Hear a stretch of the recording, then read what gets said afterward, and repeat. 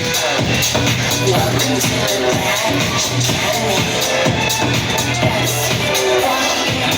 let's start off with home number one, Christian Ian B. Pencil.